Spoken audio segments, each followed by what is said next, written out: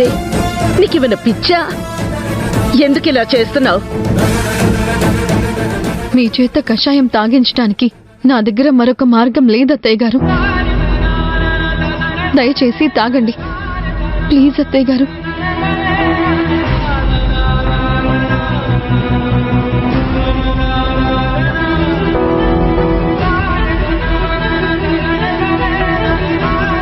అమ్మయ్య, ఇప్పటికైనా తాగారు. నాకదే చాలు. అత్తయ్య గారు, మీరు చాలా నీరసంగా ఉన్నారు. కాసేపైనా పడుకోండి ప్లీజ్ అత్తయ్య గారు. దయచేసి నా మాట వినండి. అసలే నీరసంగా ఉన్నారు. కాసేపు పడుకుంటే ఆ నీరసం నుంచి బయటపడతారు. పడుకోండి.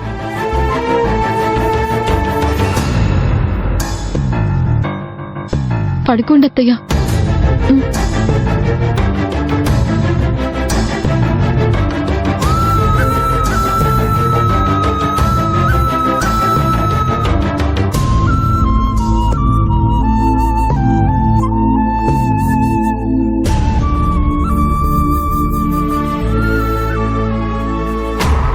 ఏంటో ఐరేంద్రి, పొలిమేర కూడా దాటని పాపాయమ్మకి పట్టుచీర కట్టిన ప్రతి ఆడిది పైలోకం నుంచి వచ్చిన దేవదూతలా కనిపించినట్టు చేతిలో డబ్బులు లేకపోయేసరికి లేక లేక వెళ్లిన ఒక సినిమా కూడా ఏదో అద్భుతంలాగా అనిపిస్తుంది.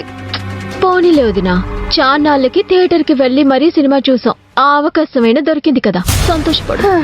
ఏంటో ఇలాంటి చిన్న చిన్న సంతోషాలతో సరిపెట్టుకోవాల్సి వస్తుంది. పెద్దమ్మా. అత్తయ్య గారు, అత్తయ్య గారు, పెద్దమ్మా, అత్తయ్య గారు, అయిపోయాయా మీ తిరుగుళ్ళు? తిరుగుళ్ళేంటి తిరుగుళ్ళు? మరి లేకపోతే ఏమనాలి? ఇంట్లో ఆరోగ్యం బాలేని మనిషి ఉంది. తనకి ఎప్పుడు ఏం కావాలో చూసుకోవాల్సిన బాధ్యత మీ మీద ఉంది. ఆ బాధ్యత గాలికి వదిలేసి బలాదూర్ తిరగడానికి వెళ్లారా? బలాదూర్ గిలాదూర్ అన్నావంటే మర్యాదగా ఉండదబ్బి. ఆ మాట నేననాలి. వంటి మీదకింత వయసు వస్తే సరిపోదు. ఆ వయసుకి తగ్గ పనులు కూడా చెయ్యాలి. అబ్బో, ఇప్పుడు మాకు వయసుకు తగ్గ పనులు చేయడం నేర్పిస్తావా? మీకు తెలియనప్పుడు నేర్పించాలి కదా.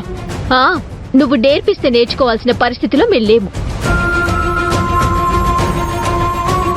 ఆరోగ్యం బాలేని మనిషికి అమ్మలాగా పక్క నుండి సేవలు చేయాల్సింది పోయి ఇష్టం వచ్చిన తిరుగుళ్ళన్నీ తిరిగొచ్చారు.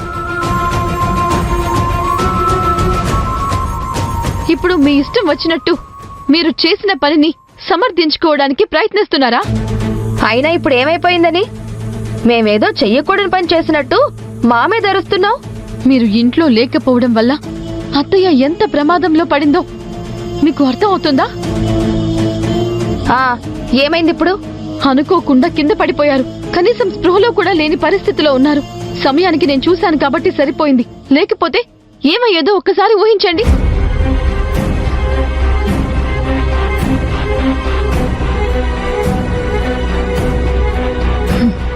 ఇప్పుడు ఏమీ అవ్వలేదు కదా, అవ్వని దానికోసం ఎందుకింతగా అరుస్తున్నావు? ఇదిగో ఇదే, ఈ నిర్లక్ష్యమే వద్దు అంటున్నాను.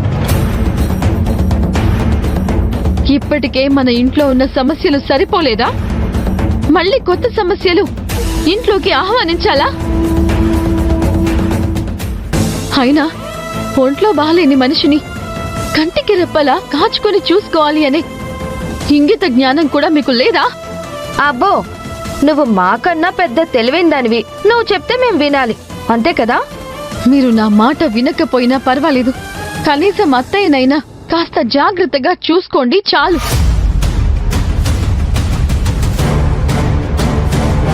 ఇంకొకసారి అత్తయ్యని ఇలాంటి పరిస్థితుల్లో వదిలేసి బయటికి వెళ్లారని తెలిసిందో నేను ఏం చేస్తానో నాకే తెలీదు.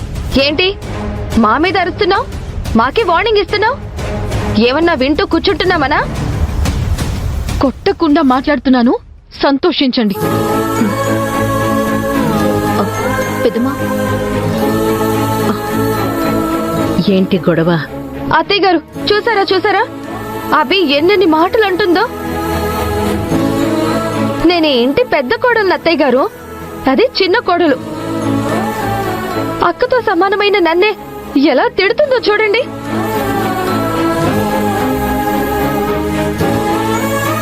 ఏదో కాసేపు నేను ఐరేంద్రి అలా బయటికి వెళ్ళొచ్చాం. ఈ మాత్రం దానికే కొంపలు మునిగిపోయినట్టు మా మీద కుంపట్లో నిప్పులాగా రగిలిపోతుంది. లలిత, ఈ అభి గురించి తెలిసిందే కదా. చేసేది గోరంతా, చెప్పుకునేది మాత్రం కొండంత.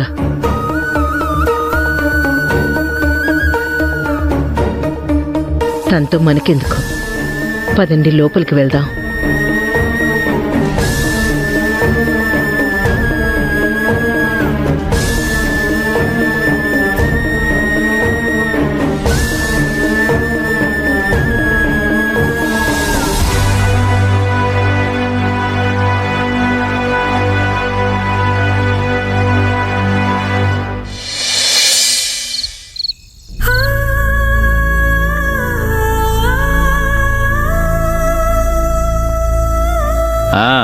ఏంటమ్మా అభి, ఏంటి విశేషాలు?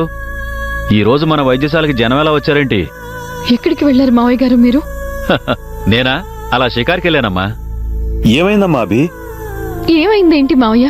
ఎప్పుడు ఇంట్లోనే ఉండే మీరు, అత్తయ్య పక్కనే ఉండే మీరు ఒక్కసారి లేకపోయేసరికి ఎంత ఘోరం జరిగిపోయిందో తెలుసా? ఏంటమ్మా అభి అంత మాట అనేసావు? ఘోరం జరిగేంత ఏమైంది? అత్తయ్య ప్రాణాల మీదకి వచ్చేంత ఘోరం జరిగింది మావయ్య. ఏంటమ్మా, ఏంటి నువ్వు మాట్లాడేది? అసలు ఏమైందంటే,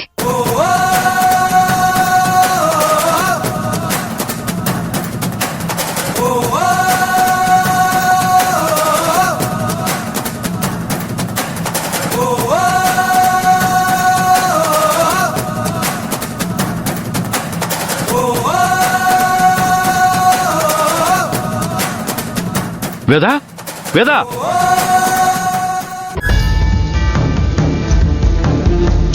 వేదా, వేదా, ఏమైంది వేదా నీకు? ఏదో అపాయం తప్పిందంట? మీరేం కంగారు పడకండి, కొంచెం కళ్ళు తిరిగాయంతే, ఇంకేం కాలేదు. నన్ను క్షమించు వేదా, ఇలా జరుగుతుందని నేను అస్సలు ఊహించలేదు. ఎప్పుడూ నీతో గొడవ పడినా కసురుకున్నా నీతోనే ఉండేవాణ్ణి. ఈరోజు అసలు అదేంటో ఏమీ ఆలోచించకుండా బయటకు వెళ్ళిపోయాను. ఎందుకండి అంత బాధపడుతున్నారు? ఏం కాలేదని చెప్తున్నాను కదా.